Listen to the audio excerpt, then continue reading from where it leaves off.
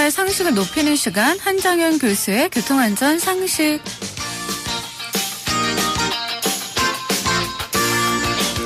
귀에 쏙쏙 들어오는 스마트한 교통안전 상식. 오늘도 자동차 칼럼 리스트이자 대덕대학교 자동차학과 한정현 교수님 만나볼게요. 교수님. 네, 안녕하세요. 네, 안녕하세요. 네. 날이 추워서 네. 그런지 거리에 사람은 적고 차들만 있는 것 같아요. 아, 진짜 차도 많이 들어갔어요. 오늘도 제가 어디 이동하다 왔었는데, 네. 평소 같으면 1시간 조금 넘어서, 네. 이렇게 방송 연결 전에 막 다급하게 들어오는데, 네. 오늘은 아주 좀 여유가 있었어요. 네. 도로가 생각보다 덜 막히는 게 있더라고요.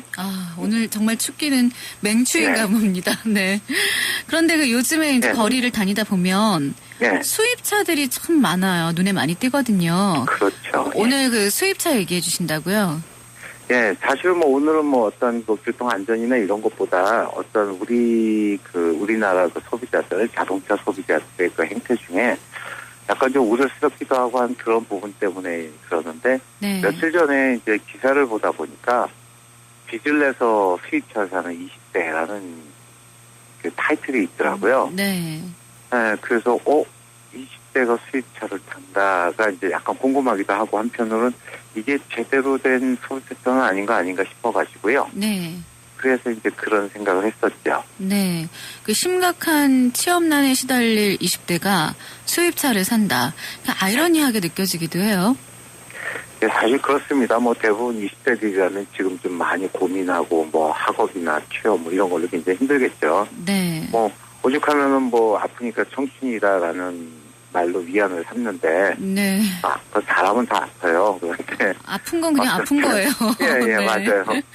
청춘이가 아픈 건 아니고, 그런데, 네.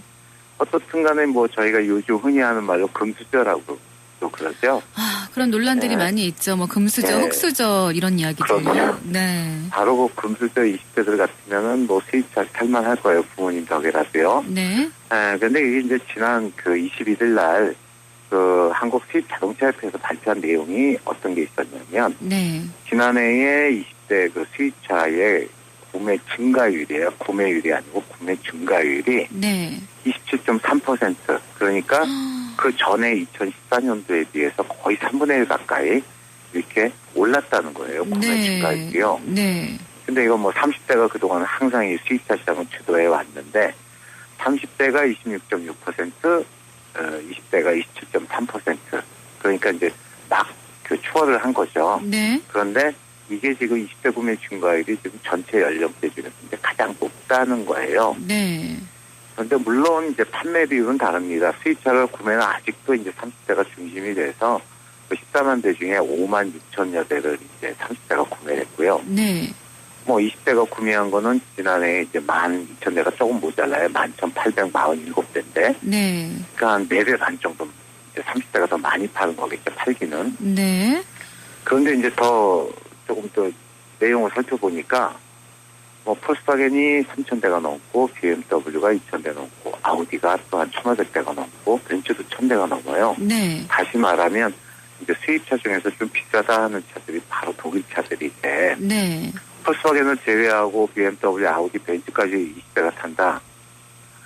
그런 얘기죠. 그 구매 증가율이 예. 가장 높다라는 그 이유가 뭘까요?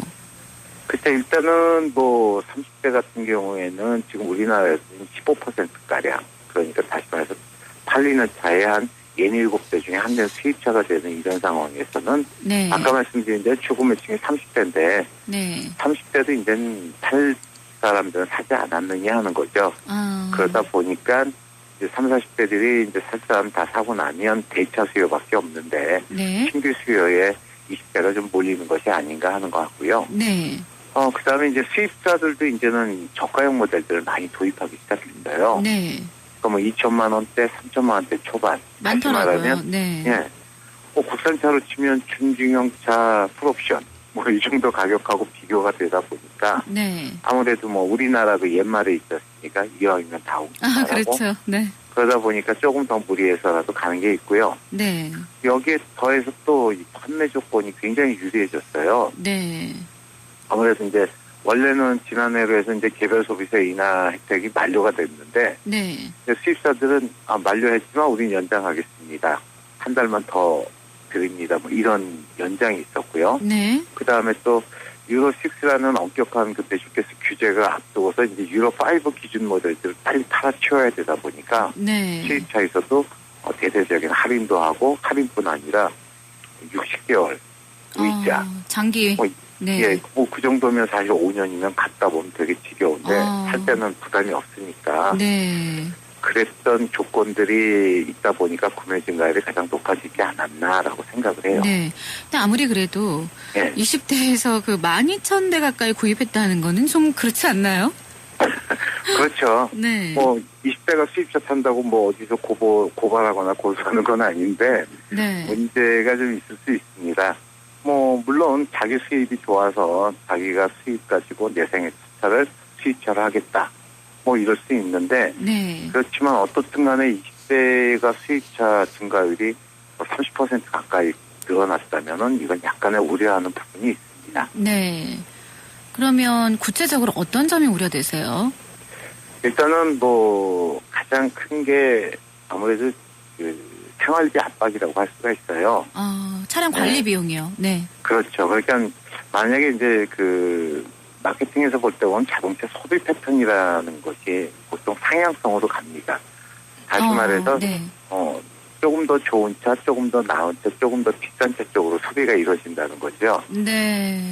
그러니까 저도 차 처음에 구매할 때 그러더라고요. 예, 그렇죠. 처음부터 좋은 차를 타면은 그 다음엔 더 좋은 차를 타야 되지 밑으로 내려가지 못한다고요. 예, 네. 대부분 사람들이 그렇거든요. 물론 뭐 갑자기 사업을 망하면 어쩔 수 없겠지만 네. 정상적으로 사는 사람들은 그렇게 되는데 네. 그러다 보니까 첫 차가 수입차라면 당연히 다음 차도 수입차나 또는 아주 고가의 차로 갈 확률이 높거든요. 네. 그러니까 지금 처음에도 생활비 압박이겠지만 앞으로도 계속 차량 관련 지출의 압박 가능성이 높아요. 부담이 굉장히 크겠어요. 예, 뭐 한 가지 예로 만약에 3천만 원짜리면 굉장히 싼 값의 수입차가 되는데 네. 3천만 원짜리 차 같은 경우 한 3년 뒤에 보통 잔존가를 60% 또는 65% 계산합니다. 네. 그러니까 60%라고 계산 그냥 편하게 해서 본다면 3년 동안 매달 33만 원씩 감가되는 거예요. 네. 그거는 보지도 않죠. 내 지출이 아니라 이미 차값에 포함되어 있는 거니까. 그렇죠. 그러니까 뭐 그냥 하루 눈 뜨고 자면 10,000원 이상 지출이 되는 거고. 네. 3년 뒤쯤 가면 또다시 차를 바꿀 때는 또 이제 3천만 원대에서 이제 5천만 원대로 오르겠죠? 네. 그러면은 한 달에 이제 매달 55만 원씩, 뭐 연간 660만 원가량 계속 그냥 날려버리는 셈이 되거든요. 네. 그러다 보면 또 특히 20대에서는 이제 또 30대 같은 경우 결혼 같은 걸로 해서 이제 엄청난 지출 압박이 오게 되고. 그렇네요. 네. 그러다 보니까 이제 자기 패턴이 전혀 달라져 버리고 생활이 엉망이 되죠. 뭐, 극단적으로 이런 수입차 붐이 일었던 80년대, 90년대 초까지 일본의 네. 그 버블 경제가 한창인 시절에 네. 일본의 젊은 친구들 사이에 그 페라리 거지라는 얘기가 있었어요. 네. 다시 말하면 모든 생활비의 지출을 페라리라는 아주 돈이 고급차에? 많이 들어가는 네. 고급차를 사고 할부금을 내고 관리비를 유지하면서 정작 본인은 우리로 치면 고시원 같은 데서 살고. 요즘 그런 일들 생기잖아요, 네. 종종. 월세 살면서 뭐 외제차 2대 막 이런. 그렇죠. 네. 예. 사실은 이런 게 우리한테도 어쩌면 이제 곧 한국에서도 뭐 페라리 거지는 아니지만 수입차 거지들이 나올 수 있는 확률이 있다는 거죠. 네. 이 다양한 할부도 결국 빚인데요. 예. 빚내서 차를 산다는 건 좀 감당하기 어려울 것 같아요.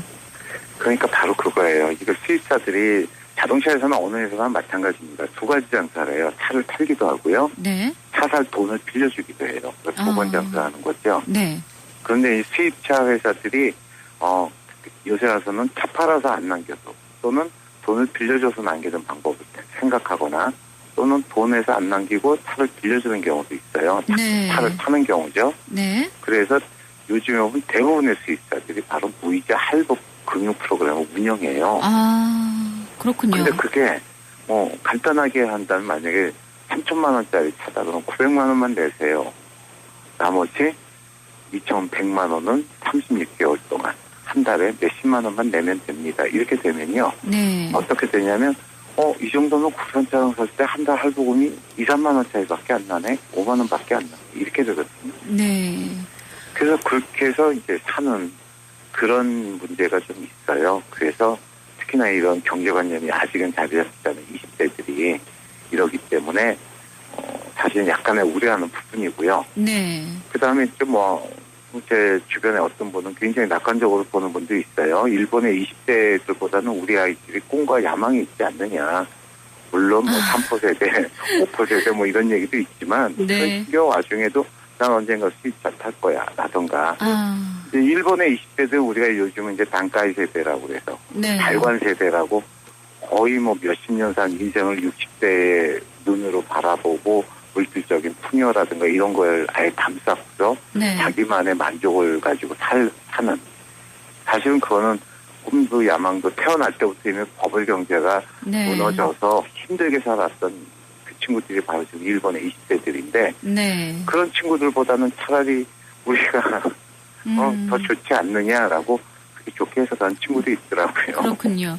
예, 마지막 질문인데요. 높은 네. 20대 수입차 구매 증가율. 이건 이제 엄연한 사실인데 왠지 걱정스럽습니다. 한 말씀 해주세요. 네.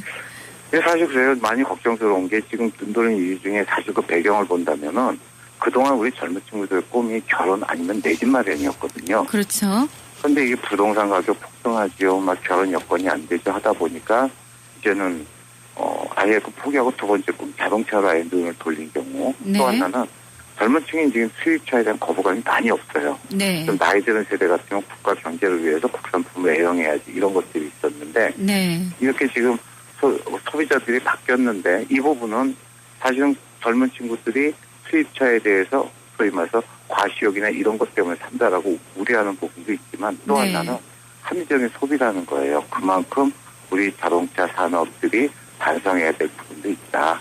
그러니까 합리성은 어디에 두느냐지만 한편으로는 20대의 이 높은 수입차 구매 증가율이 우려하는 부분도 있지만 그 우려의 과제는 우리 사회와 자동차 제작사한테 있다라고 보는 거죠. 네. 오늘 말씀 공감하시는 분들 많으셨을 거예요. 그 수입차 구매에 대해서 자세히 알아봤는데요. 현명한 소비가 또 필요할 것 같습니다.